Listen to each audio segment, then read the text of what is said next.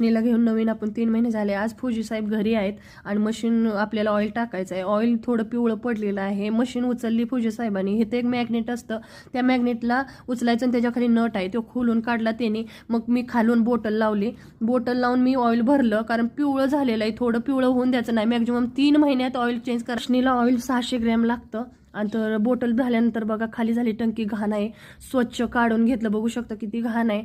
आणि स्वच्छ कपडा चांगला घेऊन पुसायचा. पुसल्यानंतर का नाही हाय आणि लो इथं लिहिलेलं आहे.